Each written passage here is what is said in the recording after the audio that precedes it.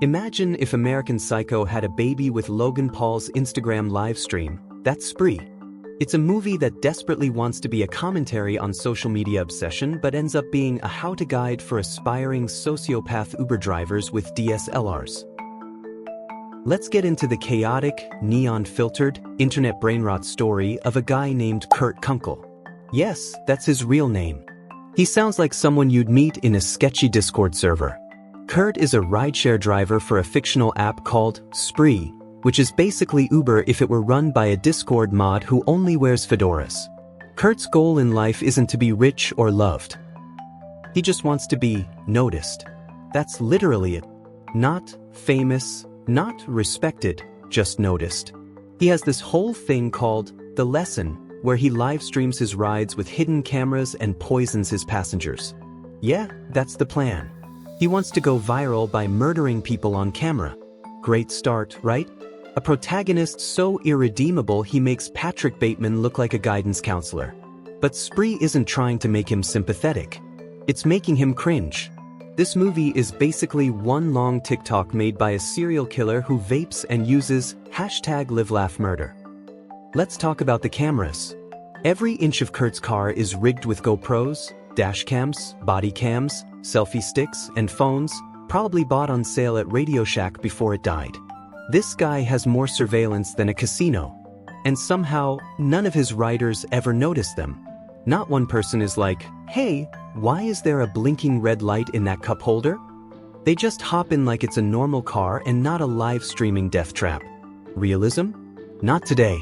Kurt's first kills are uneventful. A racist guy, a couple of basic LA influencer types. He poisons their bottled water. He calls it hydration, which is the most LA way to murder someone. Very on brand. No one questions why their Fiji bottle smells like bleach and sadness. They drink it, die, and Kurt's viewer count is still in the single digits. Kind of sad, actually. He's racking up bodies faster than likes. Spree really wants you to understand it's about something. The dangers of clout culture, the empty pursuit of online fame, the loneliness of digital life. Blah blah blah. It's like the filmmakers saw Black Mirror once, scrolled through TikTok for 30 minutes, and then said, "Let's shoot this in 8 days." The problem is, it's not smart enough to say anything new. It just shows Kurt doing awful things while constantly shouting, "Like and subscribe." We get it. Social media is toxic. Now tell a story. Enter Bobby Basecamp. A real influencer, unlike Kurt.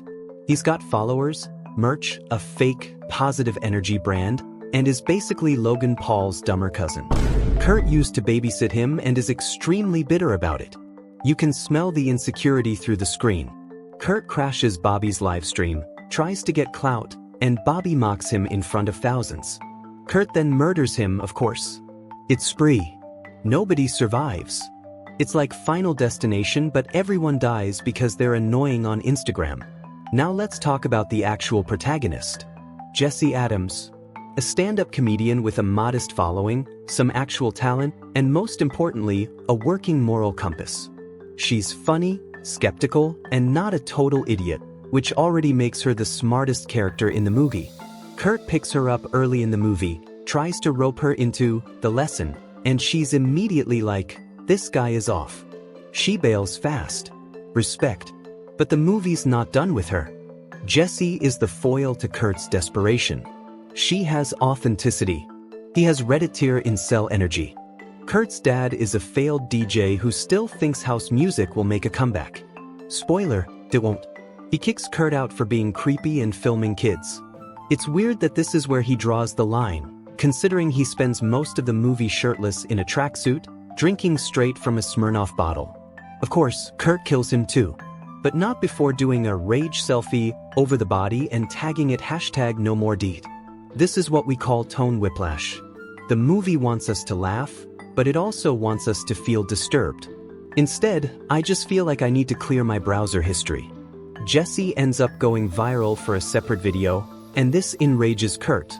Because in his warped little brain, murder is fine, but stealing clout is the real crime. He sets out to kill her, not for justice, but for engagement. He crashes her comedy show. She roasts him. It's glorious.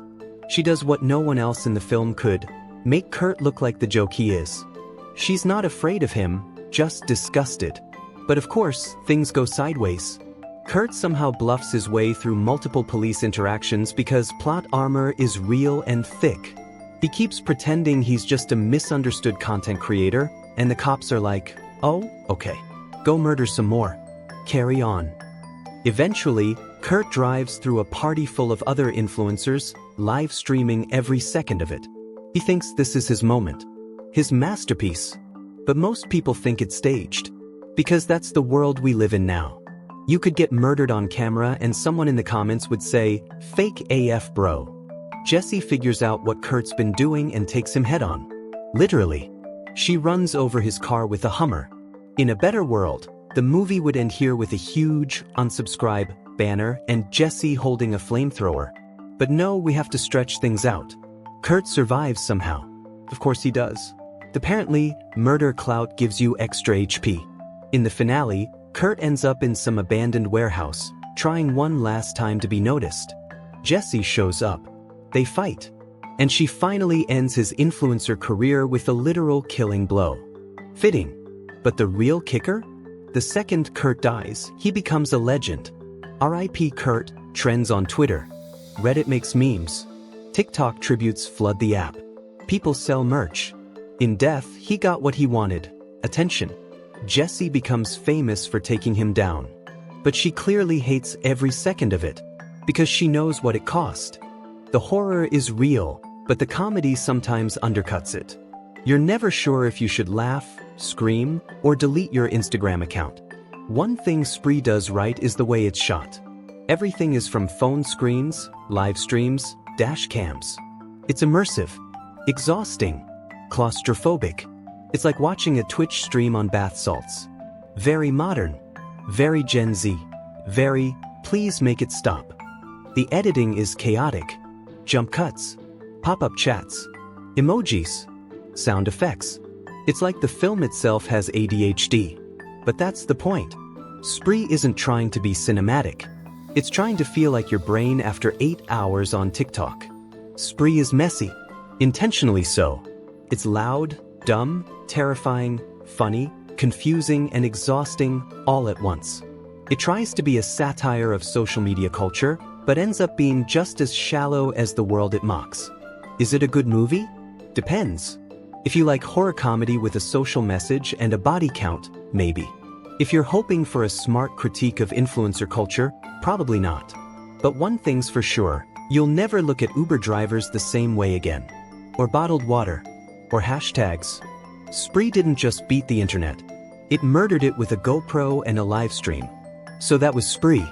If you liked this deep dive into Kurt's clout-fueled descent into murder madness, drop a like, slap that bell, and make sure to never accept a ride from anyone who has more than 3 cameras in their car. Let me know what dumb movie I should dissect next, and remember, be nice to nerds, or they might live stream your death.